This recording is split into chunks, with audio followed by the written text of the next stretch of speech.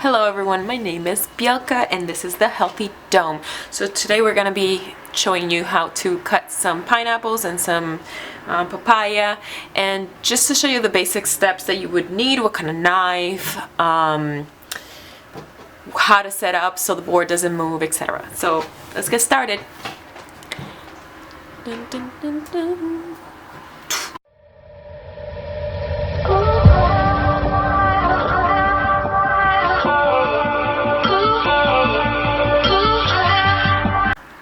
Alright, so first you're going to need a cloth.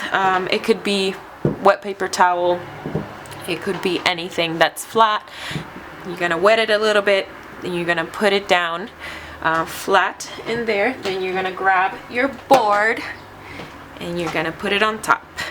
Make sure you always have a board to cut vegetables and fruits, and then a board to cut meat because you don't want to contaminate it. And you have this board here, it's very firm, doesn't move anywhere. That's how you want it because you're chopping fruit. You have a sharp knife. You want to make sure that you're doing the right thing. So then you're going to get a regular chef's knife or any type of knife that's big enough. You don't want to have a small knife because it's going to be hard to chop. It's going to go down a lot and it's not going to have a lot of feel to it. You want to be able to grab it. The way you grab it, you're gonna put your fingers, your 3 bottom fingers, to grab the handle, and then you're gonna use this finger to hold it on top. This is gonna help you control the knife better. This is also good if you're doing dicing or mincing. You're gonna have to hold it like this in order to keep it steady and to be able to not cut your fingers off, because you don't want that. I use sterling silver knives, so you would have this type of knife. It'll be easier to clean, etc. Alright, so let's get started. Let me just put this here. Let's start with the pineapple, okay? So you're gonna cut this top off.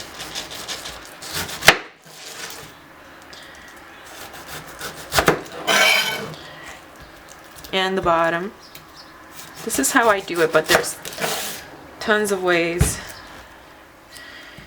And then I just put my fingers here and I hold the knife. You can do it like this or you can do the whole thing like that. Just make sure you have a firm grip on it. And then I'm gonna start cutting that off. The reason why you have your fingers here is because you want to make sure you're holding it so it doesn't move around. But just make sure you don't cut your fingers off.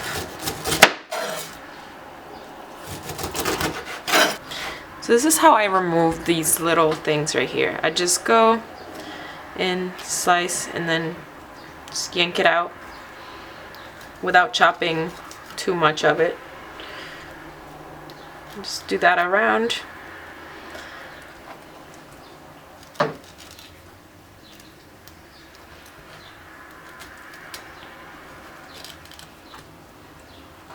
For this part, now that I have it here, there's tons of ways of doing it. You can just go in and do it through the sides of the core. You see this right here is the core. So you could just do as I show you, grab your knife really steadily, put your fingers here and just cut through straight.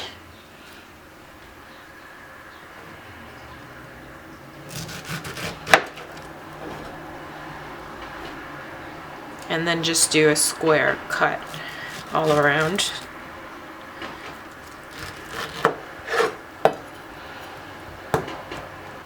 Okay, so then you have this core right here that you're just gonna throw away. Use it for a pineapple tea that I also want to be able to put in my channel so you can get to see that, how to make a pineapple tea with the leftovers of the pineapple. And then you're just gonna chop it like that. So we're gonna get a container and just throw it in there because I'm gonna mix them both together. Okay, so next we're gonna do this. The papaya. Why do they call it papaya? I don't know. Anyways, just like I showed you, same motion of holding the knife.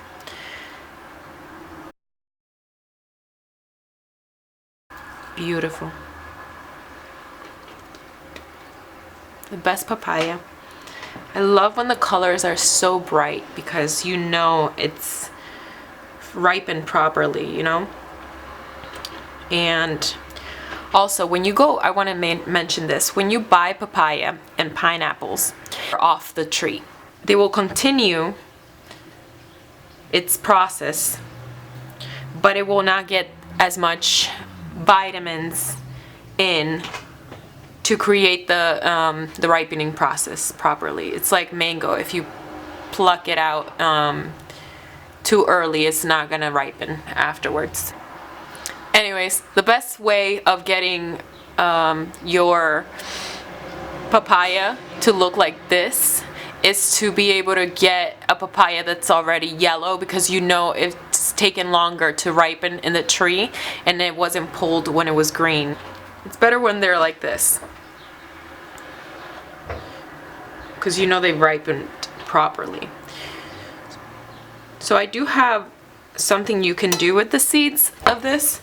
I'm gonna put it in a container because I usually dry them out and I use it for putting it on shakes and smoothies because they're really high in fiber and they contain a lot of minerals and vitamins that you need.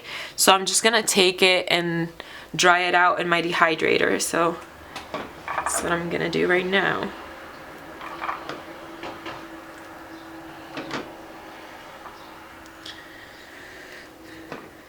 And they're really good to grow hair and nails because they have the proper amounts of vitamins and nutrients that are required for hair growth. I'm not sure if they're high in protein, but I know they have a lot of fiber. Alright, now that you have done that, you take this, flip it over. And there are just different ways of doing it. This is the fastest way that I find, instead of doing a whole bunch of things and chopping it into different sections before taking the peel off or slipping it out of my hand once it's whole. It's better to just chop it in half, lay it flat on the ground, and then with a really sharp knife and the perfect grab, you're able to just peel the skin right off and not lose a lot of product. That's what I think, and that's what I do. It's the best way of peeling so many big fruits like this. Like you can do watermelon. Okay, so by sliding it like this, you're able to just let the knife go down it by itself. Really, just do that all around. And always make sure you put your other hand in the back to hold things. Don't be afraid of the knife, but also don't put yourself in dangerous way by putting your hand in front of the knife, because if it slides, then you're chopping your fingers off, you know? So make sure you just go in the back to hold it and just slide it down. Once you get the hang of it, it's so much easier and you could just do it faster. If it doesn't slip, then you can just do it without holding it too. Okay. And then you're just gonna hold it and chop. Putting your hands behind, chopping, and turning it around,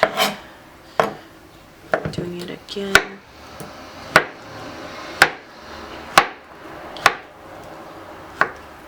And there you go.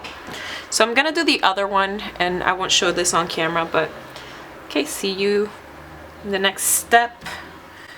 Or really, there is no next step. Oh, there is no next step. There's just the end result. Okay, so I'm gonna put it here and blend it together.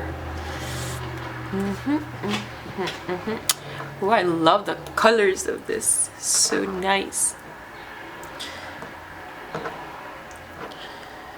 Okay.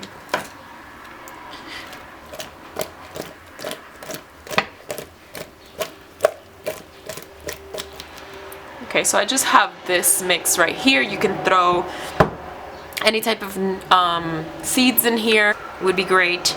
You can throw in this seeds, honey, any type of thing that you want here, and just mix it all around and eat this like a meal. You know, it's so easy. You just need a couple of minutes, probably like 15 minutes, to get this ready and have it all set up. You have here a fruit salad that will be beneficial for you.